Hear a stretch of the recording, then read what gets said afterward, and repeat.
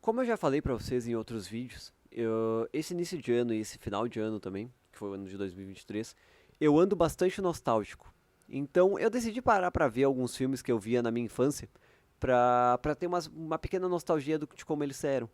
E uma dessas franquias que eu não dava quase nada pra ela e eu decidi ver todos os filmes e eu acabei adorando, foi a franquia dos Planetas dos Macacos.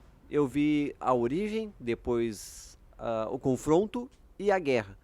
Não feliz com isso, eu decidi ver os filmes antigos dos Planetas dos Macacos. E meus amigos, eu tenho muita coisa pra falar pra vocês nesse vídeo. Eu não sei se vocês já chegaram a ver o filme do Planeta dos Macacos antigo, o filme original, porque afinal é um filme de 1968. Muito de vocês não vai ter paciência pra ver esse tipo de filme porque é uma época totalmente diferente. Os filmes eram feitos praticamente com o que dava, com o que tinha, tanto é que não tem macacos no filme, são pessoas fantasiadas. E isso já gera uma estranheza muito grande para as pessoas. Tem uma planta me pegando aqui, eu escolhi um lugar bem ruim para gravar. Isso já é uma coisa que já gera uma estranheza, umas pessoas geram um certo afastamento das pessoas desse filme. Mas eu vou falar pra vocês. Planeta dos Macacos é um filme que vale bastante a pena ver. Porque ele é um filme de 2 horas, é um filme antigo de 2 horas. Geralmente um filme de 2 horas antigo tu não consegue nem assistir, tipo, sei lá, 2001, uma Odisseia no Espaço, que é um filme extremamente parado e difícil realmente de ver. Planeta dos Macacos não sofre disso. Planeta dos Macacos é um filme de 2 horas que tu tá ali assistindo quando vê o filme acabou. E tu fica tipo, pô, já é o final? Sério? Já chegou no final? De tão rápido que aquele filme vai, de tão interessante que ele é. Contando com os filmes antigos e os filmes novos, Planeta dos Macacos tem um total de 9 filmes, vai sair o 10º filme esse ano. E talvez isso tenha sido uma das coisas que me fez querer ver o filme. Que foi uma das coisas que me fez ficar meio nostálgico, saber que vai sair um filme do Planeta dos Macacos esse ano. A última franquia que eu peguei pra assistir, assim, foi a franquia Transformers, que foi uma franquia que eu, pô, fazia muito tempo que eu não assisti, eu decidi ver. E realmente é uma franquia que tem meu coração. Eu adoro a franquia Transformers desde que eu era bem pequenininho. Planetas dos Macacos não foi diferente também. Foi uma franquia que eu decidi ver, decidi assistir ela, por causa que, pô, foi uma franquia que eu acho que eu vi no cinema quando lançou, faz muito tempo. E eu tinha visto o Confronto e a Guerra também há bastante tempo atrás, então eu decidi reassistir pra ver se era como eu achava que era. E meus amigos, que franquia boa. Esses novos filmes do Planeta dos Macacos, eles não são uma continuação e nem um prequel, eles são praticamente um remake da série, do tempo que os remakes nem existiam. Então o Planeta dos Macacos foi o que meio que começou com esses remakes de filme antigo, porque, pensa, de 1968 pra 2011 foi tipo 50 e poucos anos? Ou quase 50 anos.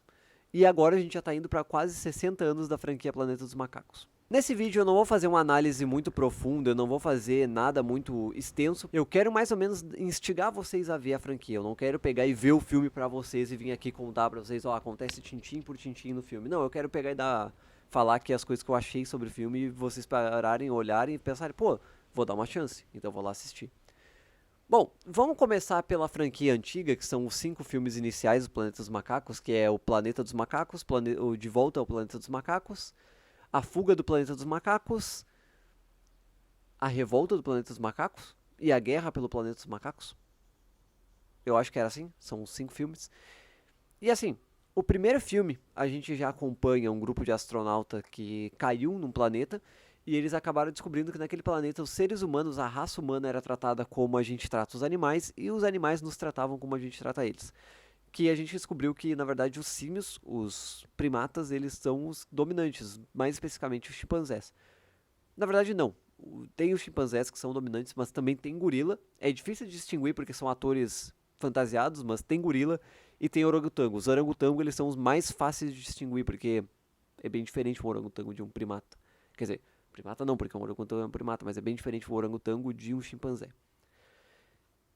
Então, tipo, eles estão lá, pum, eles caem naquele planeta, eles são capturados, daí alguns são mortos e os outros, e o que acaba sobrevivendo, que é o Taylor, ele acaba se comunicando e tudo, descobrem que ele é super inteligente, daí dá uma puta de uma treta lá por causa do fato dele ser um humano e falar.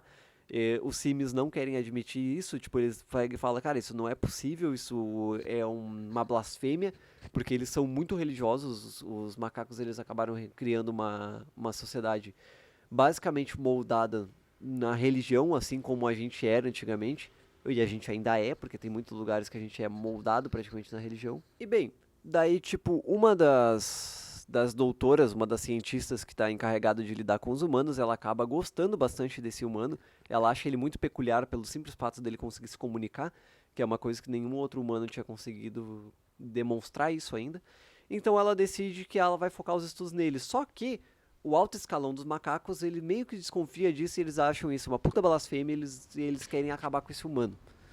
E isso é uma coisa muito importante pro filme, porque o filme vai se desenvolver toda nessa base do macaco ocupar o lugar do ser humano, mas ao mesmo tempo não querer ser igual ao ser humano. Mas querendo ou não, acaba reproduzindo as mesmas coisas que a gente fez.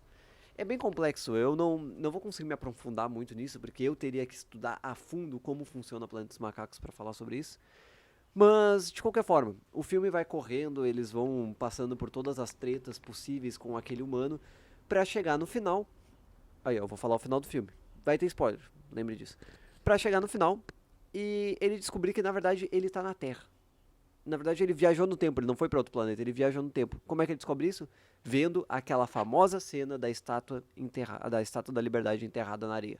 Daí ele vai lá e fala: seus maníacos, vocês conseguiram acabar com. Agora, parando pra pensar, nessa última frase do filme, ele meio que fala sobre as guerras nucleares, que naquele tempo não era guerra nuclear, era guerra atômica. Como esse filme saiu em 68, pensa bem, em 45 acabou a Segunda Guerra Mundial, então é 45, 30, 50, não, 45, 50, 60. Então a gente estava praticamente há 20 anos do fim da Segunda Guerra Mundial. E como que a Segunda Guerra Mundial acabou? Com 2 bombas atômicas sendo jogadas na cabeça do Japão. Na verdade a guerra já tinha acabado antes, mas a guerra meio que se postergou porque o Japão não se rendeu. Então os Estados Unidos fez o maior ato de covardia, que é jogar 2 bombas atômicas de destruição em massa em cima de civis. E agora tu pensa, tipo, beleza, a gente recém descobriu o poder dessas novas armas, então é normal que o mundo ainda esteja com medo. Então, nessa época acabou surgindo o Planeta dos Macacos, que é um reflexo desse medo, e Godzilla, lá no Oriente, que foi também um reflexo desse medo. O Godzilla é de 1954, então o medo das bombas atômicas para os japoneses veio bem antes, porque na verdade foram eles que tomaram as bombas atômicas na cabeça. E o Ocidente foi lá e, bomba atômica também me dá medo. De qualquer forma, essa questão da bomba atômica ela não é tão relevante no primeiro Planeta dos Macacos, mas sim no segundo. No segundo filme é muito relevante, porque a plot inteira do segundo filme vai acabar se concluindo em uma bomba atômica, que na verdade o segundo filme é eles descobrindo que a humanidade ainda está viva. Ela ainda existe.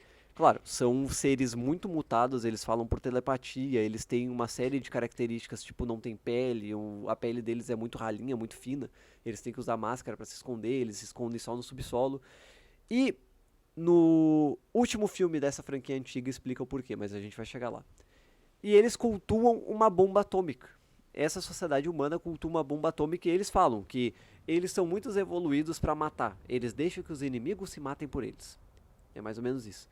E eles têm essa bomba atômica que eles pegam e juram de pé junto que ela na verdade não é um artefato de guerra, ela é um artefato de paz. Essa bomba atômica é o que vai trazer a paz. Que é mais ou menos todo o discurso que é reforçado durante toda metade do século XX.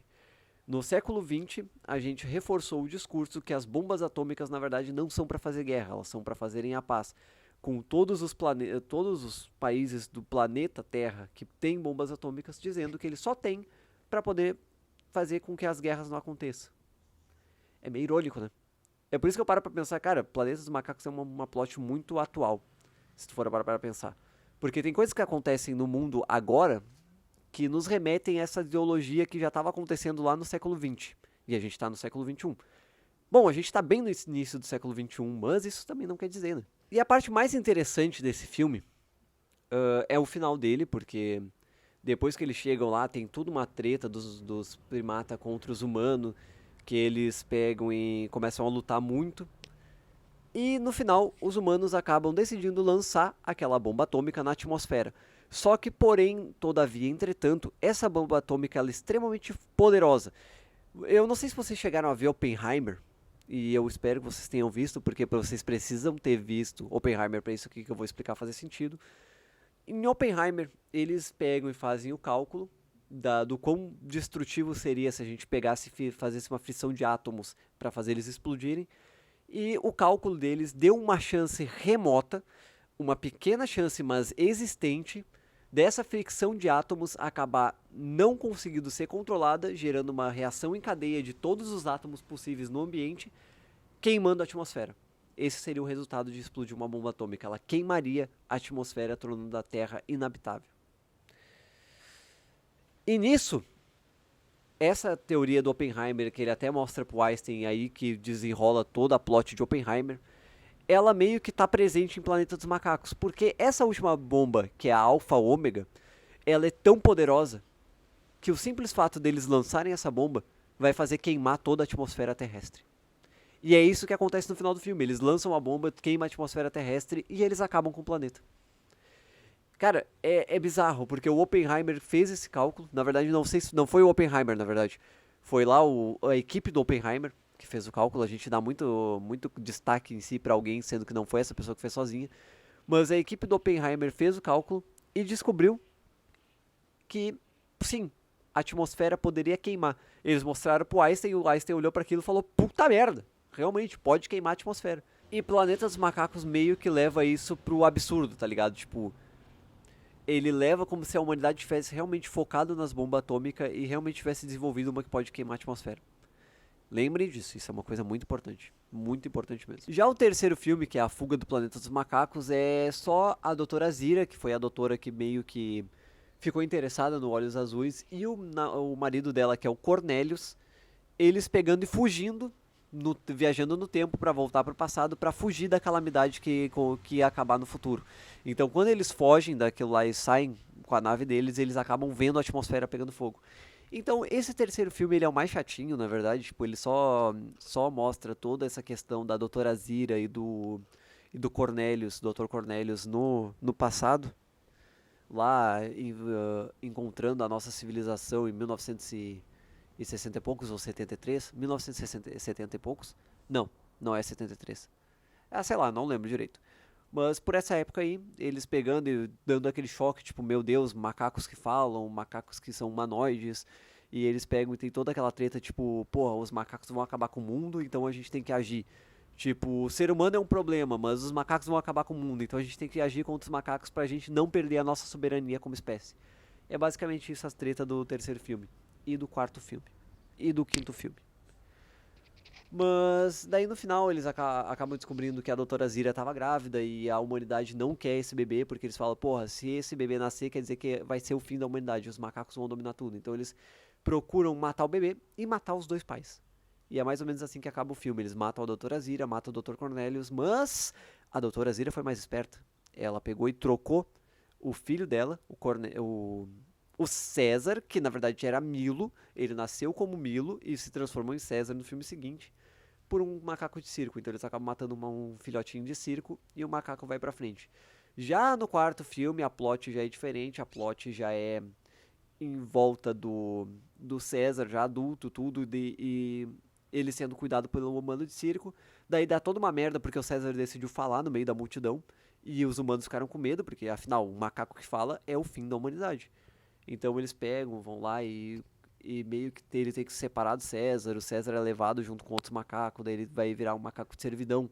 Porque a plot inicial do filme foi que os humanos, uma praga na verdade, ela atacou os cachorros e os gatos, matou todos os gatos e cachorros, e acabou que o ser humano ficou sem animal de estimação. Então eles pegaram os macacos, porque afinal os macacos são muito inteligentes, e transformaram os macacos no animal de estimação deles. E foi aí que acabou gerando a revolta nos macacos, porque eles foram feitos de escravos, até que um momento um macaco olhou para um dono e falou não. E aí que começou toda a revolta.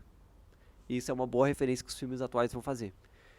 E o César, na verdade, ele voltou no passado, então ele já bagunçou a linha do tempo aí. Já não é mais o Alberto, ou não lembro qual era o nome do macaco que fala. Na verdade agora vai ser o César, porque o César é o macaco inteligente. Então, o César, depois que esse amigo dele, que esse cara que cuidou dele a vida inteira é morto, por causa que acaba interrogando ele não quer entregar o César, ele acaba morrendo, O César meio que quebra, ele fica meio maluco, então ele começa a revolta, ele começa, tipo, é meio bizarrão porque tá lá os macacos fazendo qualquer coisa. Daí, tipo, do nada, o macaco olha pra trás, tá o César assim, ó. E daí o macaco olha pra cara do César encarando ele e para de fazer tudo que tava fazendo e começa a revoltar. E daí fica várias cenas assim, o César lá atrás, os macacos revoltados, tudo. Até que ele consegue juntar um bom número de macaco e vai lá e mete o pau na polícia, mete o pau em todos os humanos e toma o poder. Então, assim como o César fez no Nova Franquia, o César antigo também fez isso. E por isso que o César é uma referência a isso. E eu acho que mudar o nome dele de Milo para César, porque Milo não remete a um grande rei, não remete a um grande líder. Já César era o rei do Império Romano. Então, fica muito mais poderoso, fica muito mais forte. Onde há fumaça, há fogo. E é nesta fumaça, deste dia em diante, que meu povo irá se reunir, conspirar e planejar, até chegar o dia inevitável da derrota do homem. E teremos nossos próprios exércitos, nossa própria religião, nossa própria dinastia. E este dia está chegando para você, agora! O último filme, que é A Guerra pelo Planeta dos Macacos, é só alguns anos depois, quando os macacos já começaram a tomar um rumo, já começaram a se organizar, já estavam começando a fazer uma sociedade. Eles estavam lá bem de boa com alguns humanos que eles consideram amigáveis e estão vivendo em paz. Até que o César decide dar uma remoída no passado dele para ir atrás dos pais deles, porque os pais dele morreram muito antes dele conseguir ter o raciocínio de uma criança pequenininha, então ele era muito bebezinho. Então ele foi atrás da verdade, só que a verdade estava na cidade, que foi destruída pela guerra, foi destruída por uma bomba atômica. E ele chega lá na cidade para poder ver as fitas, só que ainda existem humanos vivendo naquela cidade. Eles estão todo deformados, todo fudido por causa da radiação que tem lá. E os humanos ficam putos, tipo, olha aí, esses malucos aí que começaram com a revolução, foram eles que fizeram a gente estar nesse estado que a gente está agora, então a gente precisa matar tudo. E daí começa uma puta guerra, os humanos saem dos escombros lá onde eles vivem, vão atrás dos primatas na vila deles, pegam, faz toda uma guerra. Só que daí os gorilas que já estavam pé da vida vão lá e destroem tudo, pegam e matam os caras. E essa é a plot do quarto filme. Daí depois tem um epílogo, depois que é da morte do César, tudo. Lá no futuro, os humanos falando sobre a grandiosidade que o César foi, a grandiosidade que o César tem na vida dos macacos. E assim, agora que a gente deu um apanhado geral sobre todos esses filmes, os mais antigos, vamos falar um pouco sobre os conceitos que eles criam, porque são uns conceitos muito importantes. E são muito interessantes, na verdade. Eu quero que vocês imaginem o ano de 1968. Eu quero que vocês pensem como as pessoas se comportavam na época e como as pessoas eram na época. Imagina tu, vivendo no ano de 1968, com todas as ideologias da época, de tudo como é que era na época. Tu vai no cinema e tu vê um filme sobre uma raça evoluída de macaco dominando os humanos. Pensa, numa época que a evolução não era tão bem compreendida e tão bem difusa quanto era, e que na verdade a maior parte das pessoas acreditavam realmente que a gente foi criado por Deus. E tu vai para uma época dessa e tu mostra que a evolução tá aí e isso pode acontecer. Não é que os macacos vão dominar. Isso pode acontecer, os macacos uma hora podem acabar sendo a espécie dominante. Imagina no medo que as pessoas ficaram com isso no cinema.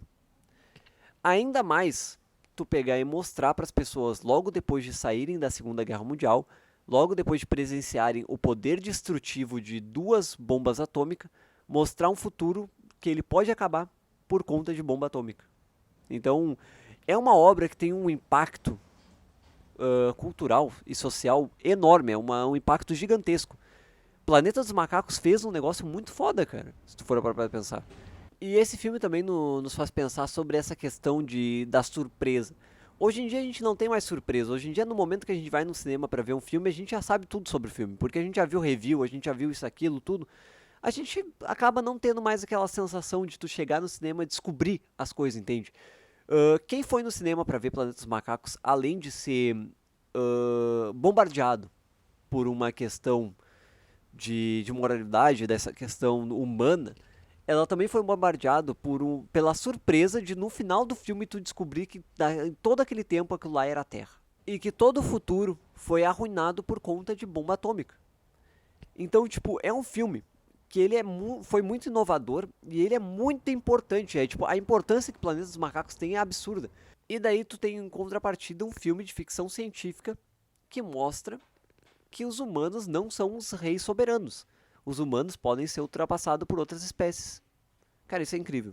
Parar pra pensar sobre esse conceito é incrível. Mostrar todas essas cenas depois da revolta do César, pegando e armando uma como é que é o nome? Uma revolução. Tipo, tu vê um símio comunicando outros símios, vários macacos reunindo pra fazer uma revolução contra a raça humana. Cara, isso é cinema, isso é incrível. Então esses são os conceitos muito fortes de Planeta dos Macacos. Tirando o fato da questão evolutiva, que alguns conceitos evolutivos estão muito equivocados, e não tem como não estar, afinal é 1968, as coisas não estavam muito bem organizadas lá. De acordo com os conceitos evolutivos que a gente tem agora, a gente consegue explicar de uma forma muito melhor. E uma coisa muito interessante de notar é que esse filme ele tem uma tradução equivocada, porque em inglês é The Planet of the Apes. Apes, eles na língua inglesa, eles só se referem a grandes primatas, como chimpanzés, gorilas e orangotangos. Aqui no Brasil, a gente meio que tem... Eu tive um déjà vu agora. Eu tive um déjà vu muito forte. Não sei porquê, mas me deu um déjà vu. Aqui no Brasil, é a mesma coisa que a gente chamar de primata e macaco. Geralmente a gente chama de macaco tudo, porque é o certo. Cladisticamente está certo, todos eles são macacos e não tem problema em tu chamar. Mas, na questão do universo do filme, macaco é um termo pejorativo. Macaco é um termo usado só por pessoas burras, pessoas leigas, pessoas ignorantes, que querem usar de maneira pejorativa. Se referir a um primata de maneira pejorativa, ele acaba falando macaco. Só que aqui no Brasil ele meio que perdeu sentido porque a gente traduziu apes para macaco. E a gente chama eles de macaco durante o filme inteiro. Tanto é que eles tiveram que adaptar macaco para mico. Toda vez que eles falam mico ou gorila, eles ficam puto da cara. Bom, e agora se a gente for parar pra pensar e analisar a nova trilogia, que é A Origem, O Confronto e a Guerra, a gente consegue notar que realmente não é um filme de origem, porque o filme de origem é o filme antigo, que o César vai lá e faz todas as coisas. Na verdade, o novo filme ele é meio que um remake, um reboot da franquia, porque ele acaba adicionando, usando os mesmos personagens, porque ele usa o César, ele continua na cronologia certinha, na mesma história certinha do Planeta dos Macacos original. Essa nossa nova franquia, ela acaba mudando a história de origem do César, ela adiciona o maus tratos aos animais, os primatas que são usados em experimento, e isso acaba mudando todo o sentido, então por isso que é um reboot. Mas a origem agora ela não é um viajante do futuro que trouxe a semente da revolução. Agora a semente da revolução já estava aqui. Na verdade foi os próprios humanos desenvolvendo a droga de ficar inteligente que acabou gerando os macacos inteligentes que começaram com a revolução. E os humanos que acabaram gerando uma droga, acabaram gerando um vírus que acabou extinguindo com a raça humana. Dessa vez não foi uma gripe que afetou os animais e depois causou tudo isso. Então são mudanças sutis, mas ainda a essência de Planeta dos Macacos está ali. Macacos que fizeram a revolução por conta dos maus tratos e por conta da maneira que a humanidade vem tratando os animais por muito tempo. E nessa nova trilogia eles acabaram trazendo coisas do passado também, como o conceito de macaco não mata macaco, que o César acabou criando no quinto filme. Quinto filme é Macaco Não Mata Macaco. Ele já é trazido de volta no segundo filme ou no primeiro, que todos os macacos têm que ser unidos. E de novo eles acabam trazendo de volta o conceito de macaco sim tem que uma hora ou outra acabar matando outro macaco. Só que agora de uma forma muito mais filosófica. Com o Koba atacando primeiro o César por questões de ideais próprios. E depois o César tendo que matar o Koba para impedir que uma calamidade maior aconteça. Só que o mal que o Koba fez já foi tão grande que não teve como evitar o pior. Outra coisa muito interessante. O vírus, ele mutou e acabou deixando os humanos atuais mais ferais, assim como os humanos antigos daquele filme antigo eram. Eles acabaram perdendo a fala, eles acabaram ficando mais animalescos e isso também está acontecendo na franquia atual. Eu não sei até onde que vai mostrar humanos no Reinado, que é o novo filme que vai sair, mas a princípio eles vão mostrar meio que a visão depois do César, entende? Depois de anos da morte do César, os macacos começaram um reino, eles começaram uma civilização, então agora eles evoluíram bastante, agora eles já conseguem falar com mais maestria, não conseguem só falar do jeito que era falado antes. Se vocês forem ver o último filme, o César ele já tá falando até que bem, mas os outros macacos ainda estão desenvolvendo. O César foi o primeiro a falar, então... What a wonderful day! Pra finalizar esse nosso vídeo, eu só vou dizer pra vocês, assistam Planeta dos Macacos, é uma franquia muito boa, mas faltou um, agora que eu lembrei, faltou um filme, que é o filme do Tim Burton, o Planeta dos Macacos do Tim Burton, que foi uma tentativa de reboot do Planeta dos Macacos. Só que aquilo lá foi tão horroroso, mas tão horroroso, que ele destoa tanto dos outros filmes, ele tentou fazer um reboot, só que ele não se apegou a nada do passado, ele simplesmente, ele pegou o conceito de Planeta dos Macacos e falou, ok, é um planeta com macacos, o que a gente faz? Sei lá, um planeta com macacos, eles saem brigando com a humanidade, tem viagem no tempo, tem astronauta que volta, mas é só isso, a semelhança acaba aí. Porque não tem nenhuma questão filosófica, não tem nada, o que tem é enxugado, e era isso, eu não achei legal. Assistam por conta e risco. Assistam esse Planeta dos Macacos, porque eu não vou ficar dando minha opinião, eu só achei ruim mesmo. Bom, no mais é isso, lembre-se, a coisa mais importante, humildade. Vamos ser humildes com os bichinhos, porque querendo ou não, uma hora ou outra eles podem acabar dominando o mundo e a gente vai acabar sendo morto, ou feito de escravo. Muito obrigado a todos que assistiram, eu espero que esse vídeo não tenha ficado maçante, porque afinal sou só eu falando aqui sobre Planeta dos Macacos e uma coisa que eu tô curtindo pra caramba ultimamente. E até o próximo vídeo. Adeus.